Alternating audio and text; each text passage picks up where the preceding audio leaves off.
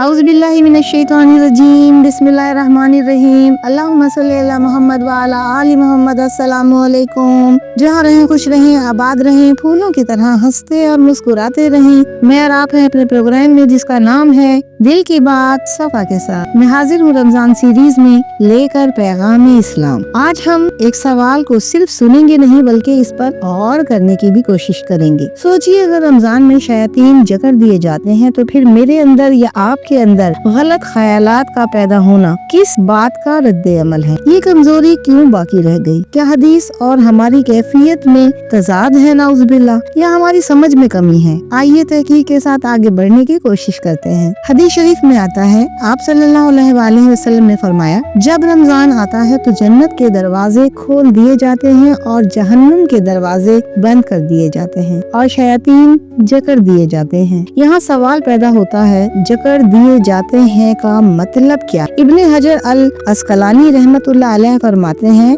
आपने वजाहत की कि या तो इससे मुराद सरकश शैतान मुराद है या इनकी तासीर को कम कर दिया जाता है। मगर यहाँ एक और पहलू भी ज़ेरे गौर है। सोचिए, अगर जिन्नात को हटाकर यहाँ पर हम किसी इंसान को जकड़ दें तो किसी इंसान को रस्सियों से बांध देने के बाद क्या आप समझते हैं कि वो मुकम्मल तौर पर बेज़रर हो चुका है? कहीं ऐसा तो नहीं कि वो अभी भी अपनी ज़बान से दूसरों को अजियत दे सकता है? क्या वो अपनी अकल इस्तेमाल नहीं कर सकता? क्या वो इशारों से किसी को मुश्तइल नहीं कर सकता? अगर एक महदूद ताकत वाला इंसान कैद होने के बावजूद किसी न किसी दर्जे में असर डाल सकता है तो वो मखलूक जो हमसे ज्यादा मावराई ताकत रखती है, इसकी तासीर मुकम्मल तौर पर सिफर कैसे हो सकती है? लिहाजा जकड़ दिए जाना हमेशा बिल्कुल खत्म हो जाना नहीं है। ये तासीर के कम हो जाने का बयान भी हो सकता है और सरकशी के काबू में आ जाने का भी। असल सवाल फिर भी बाकी रहता है,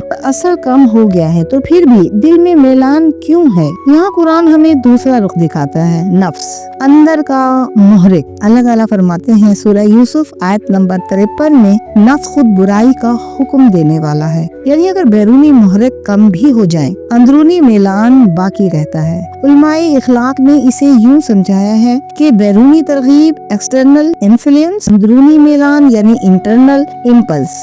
बैरूनी तरगीब कम हो सकती है रमजान में, मगर अंदरूनी मैलान की तरबियत तो हमने खुद करनी है ना। एक और कुरानी असूल, क़यामत के दिन शैतान क्या कहेगा? अल्लाह पाक कुरान पाक में फरमाते हैं सूरह इब्राहीम आयत नंबर 22, मेरा तुम पर कोई जोर नहीं था। अल्लाह पाक फरमाते हैं कि शैतान कहेगा कि मेरा तुम पर या इन पर कोई जोर नहीं था, मैंने तो सिर्फ दावत दी थी। यानी वो इन्फ्लुएंस डाल सकता है, वो हमें बहका सकता है, बट कंपल्शन नहीं है। अब बचाओ कैसे करें? सवाल ये पैदा होता है कि हम इस हालत से कैसे निकलें? अल्लाह ताला कुरान पाक में दो तरीके बताते हैं, तिलावत और जिक्र, इसके साथ साथ ज़हनी दिफा। अल्लाह पाक फरमाते हैं सूरह राद आयत नंबर 28 में, जब आप जिक्र करते हैं दिल का रुख बदल जाता है, ख्याल की सिम तब्दील हो जाया करती है, अल्लाह की अजमत गालिब आ जाती है। सिर्फ कुरान पढ़ने के लिए नहीं, सोच को दोबारा तरतीब देने के लिए भी है। खुद एहतसाबी क्या है? असल तरबियत, अगर ख्याल आया तो फौरन खुद से पूछें, ये क्यों आया? मैंने क्या देखा था? मैं किस माहौल में था? मेरा कमजोर वक्त कौन सा है?